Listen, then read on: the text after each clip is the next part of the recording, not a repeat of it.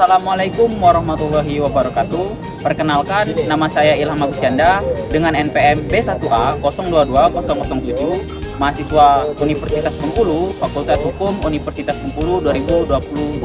Kali ini saya akan memperkenalkan salah satu warisan budaya di Indonesia, tepatnya di Kota Bengkulu, Provinsi Bengkulu, yakni Fort Marlboro atau biasa disebut dengan Benteng Marlboro.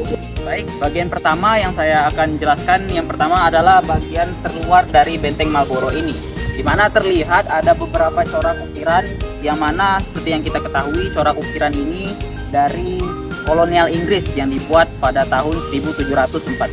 Di sisi lainnya terlihat ada beberapa jalan yang mengelilingi dari area bagian luar dari Benteng Marlboro ini, serta ada bangunan sedikit seperti naga yang menjadi ciri khas di area sekitar bangunan Benteng Marlboro ini. Dan juga terakhir ada beberapa area dari pengindahan dari Benteng Marlboro ini yang seperti tumbuh-tumbuhan ditanami ataupun rerumputan. Tempat selanjutnya yakni bagian terluar dari Benteng Marlboro ini, seperti yang kita ketahui ada beberapa jembatan yang sebagai akses untuk tempat masuknya kita ke dalam Benteng Marlboro ini, dan juga terdapat di sekelilingnya ada beberapa rerumputan yang mana dulu digunakan sebagai tempat perlindungan dari para penjajahan yang dulu ingin memasuki Benteng Marlboro ini.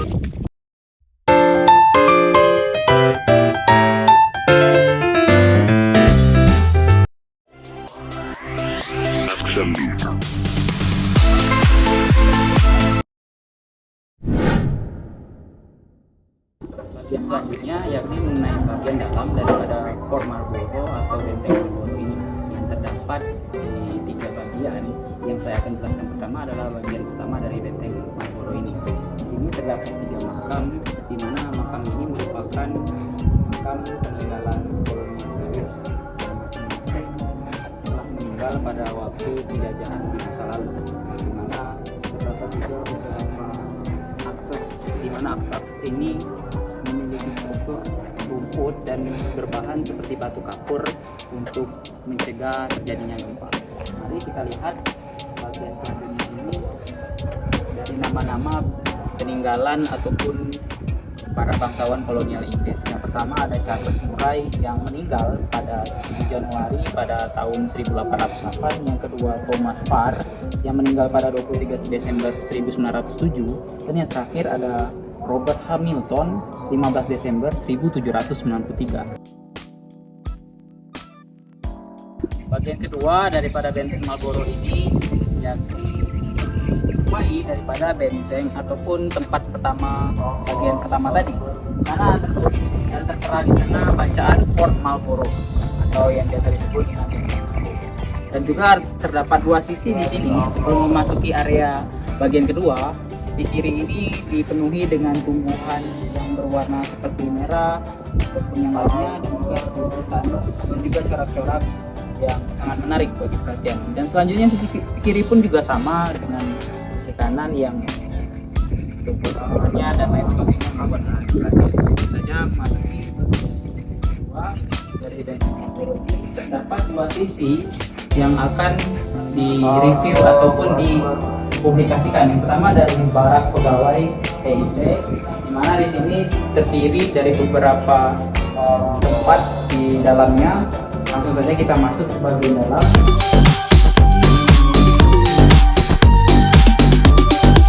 Ini merupakan tempat sejarah ataupun tulisan-tulisan yang mengandung makna untuk mengetahui sejarah dari Benteng Marlboro ini. Seperti yang terdapat pada tulisan sekarang, berdagang tanpa paksaan, yang merupakan tempat terdirinya atau beberapa bagian yang menjadi pusat dari penjajahan pada waktu kolonial Inggris di Benteng.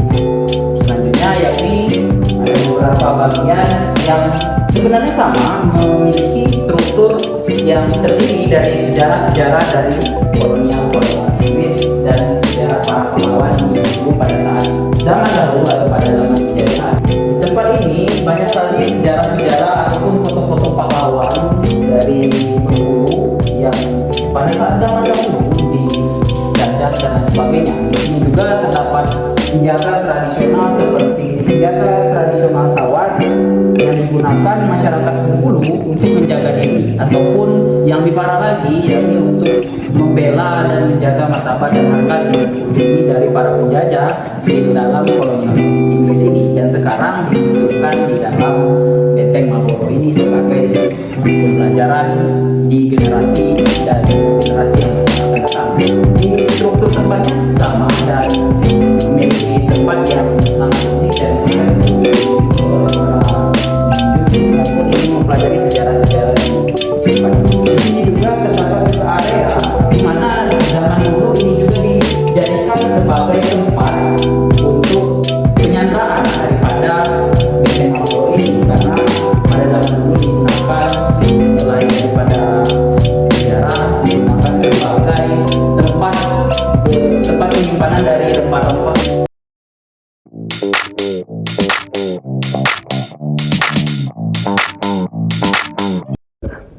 Bagian kedua yang saya akan publikasikan adalah tempat-tempat yang sama seperti bagian pertama, namun yang menjadikan perbedaan di sini banyak patung-patung sejarah dari para kolonial Inggris seperti yang ada pada saat sekarang. Di samping saya terdapat patung yakni patung Hope Up tentara Inggris di zaman dulu yang mendirikan benteng Marlborough ini. Di sini juga terdapat kapal, yakni kapal Mock Up kapal yang zaman dulu digunakan para penjajah kolonial Inggris untuk menduduki benteng Marlborough ini. Baiklah, kita akan melanjutkan tempat lainnya. Seperti di sini terdapat beberapa histori, buku-buku yang menjadi sejarah saksi bisu daripada benteng Marlborough ini, dan juga seperti senjata-senjata lain yang digunakan seperti senapan lontar dan lain sebagainya. Dan juga di sini perlu diketahui terdapat dua bagian, yang mana bagian pertama terdapat bacaan aroma rempah tercium hingga ke Eropa, di mana sejarah di dalamnya mengulik dan mengisahkan daripada apa sih fungsi dari kolonial Inggris ini untuk datang ke Bengkulu, yakni untuk mengambil rempah-rempah yang sangat kaya. Kilau emas bersinar hingga Eropa, di mana di dalamnya terdapat emas asli, yang langsung saja kita akan melihatnya. Di sini juga selain terdapat emas, terdapat juga sejarah-sejarah mengenai kolonial Inggris pada zaman penjajahan dahulu. Nah, sekarang kita akan lihat dari emas asli itu sendiri atau bongkahan emas yang pada zaman dulu sangat dicari dan diincar oleh para kolonial Inggris untuk mendapatkan harta yang menjadi kekayaan daripada Bengkulu ini. Dan juga yang terakhir terdapat foto dari penambang Inggris yang digunakan para penjajah dahulu untuk membantu mengambil kekayaan emas dari Bengkulu ini pada zaman penjajahan di kolonial Inggris.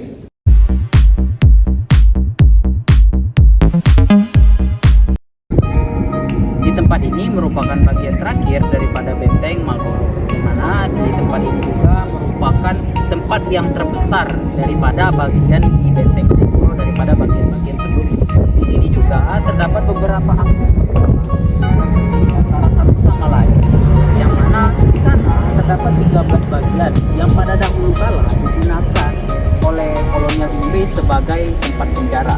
Namun pada saat sekarang hanya digunakan oleh wisatawan, hanya dua saja. Yang pertama ada ruang pamer 1 dan ruang pamer 2 yang dijadikan tempat yang sama seperti pada bagian-bagian sebelumnya untuk mengetahui dan mengutip sejarah-sejarah pada zaman dahulu kolonial Inggris. Merupakan tempat bagian persenjataan, terutama bagian meriam yang pada zaman dahulu kala digunakan sebagai benteng pertahanan daripada kolonial Inggris untuk menjaga dari benteng-benteng ini agar terhindar dan terjaga dari musuh-musuh.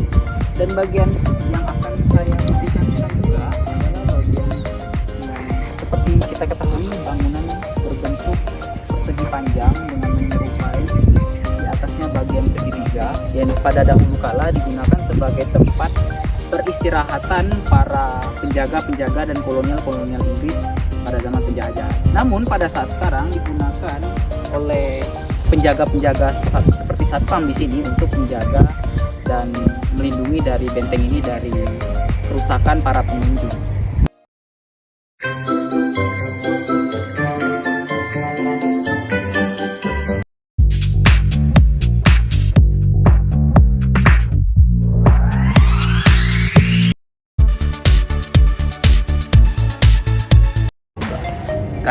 saya akan mewawancarai salah satu petugas daripada Benteng Malboro ini yang menjadi tempat wisatawan, termasuk wisatawan yang populer pada saat sekarang.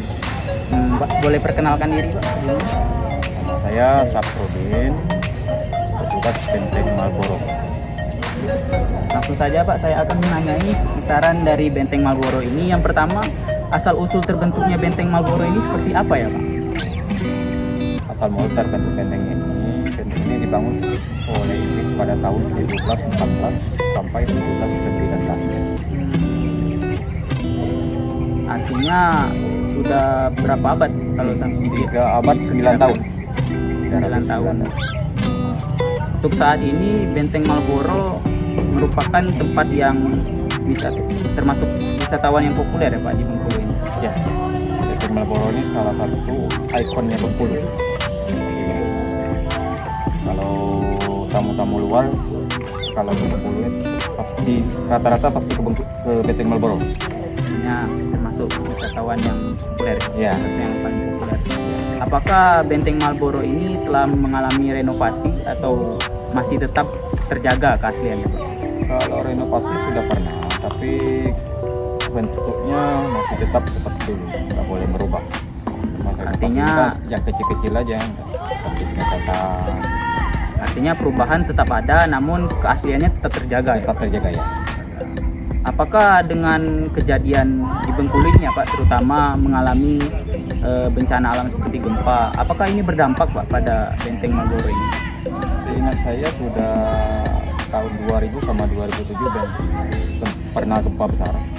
Benteng ini nggak terlalu berpengaruh, nggak ada nampak keretakan begitu Signifikan ya Pak? kan. Artinya bagusnya Ya. pengembangan di Benteng Malboro ini. Baik, boleh ceritakan sedikit Pak tentang sejarah dari Benteng Malboro ini, dari mulai siapa membentuknya atau kolonial seperti apa gitu Pak? Benteng ini dibangun oleh Inggris pada tahun 1714 sampai 1719. Jadi pembangunan selama 5 tahun. Pekerjanya didatangkan dari India Clean, karena dulu India Clean itu masih jajahan Inggris. Jadi tenaga kerjanya dibawa dari situ, dari orang India Clean. Memang sebagian kemungkinan ada orang kita ya, cuma yang ada di sejarah itu orang India Clean yang dibawa ke sini. Terus pada tahun 1824 itu terjadi tukar guling jajahan namanya, dikenal dengan perjanjian Sepakat London antara Inggris dan Belanda. Inggris masuk ke Singapura, Belanda masuk ke Bengkulu. Mengenai sejarah ini Pak, saya melihat di Bengkulu ini salah satu yang diincarnya adalah lada, yaitu rempah-rempah dan emas. Apakah itu benar Pak? Ya, pada zaman Inggris alasan utama mereka khususnya ke Bengkulu itu karena adanya sumber daya alam kita seperti cengkeh, lada, palak, khususnya kulit manis. Pada zaman Belanda, kalau emas itu pada zaman Belanda bukan Inggris. Oke, baik. Sekian saja wawancara saya terhadap Bapak Saprudin. Terima kasih banyak Pak. Ya, sama-sama. Saya akhiri. Wassalamualaikum warahmatullahi wabarakatuh. Dapat disimpulkan bahwa Benteng Malboro ini merupakan wisatawan yang harus terus dijaga baik dari sisi pemerintah maupun dari sisi masyarakatnya. Karena mengapa? Karena ini merupakan bagian dari warisan kita bersama, terutama untuk masyarakat Bengkulu, untuk menjaganya agar terhindar dari kepunahan. Karena mengapa? Ini merupakan saksi bisu dari sejarah yang sangat penting yang diperuntukkan untuk generasi di masa yang akan datang. Akhir kata saya tutup dan saya akhiri. Wabillahi taufiq wal hidayah. Wassalamualaikum warahmatullahi wabarakatuh.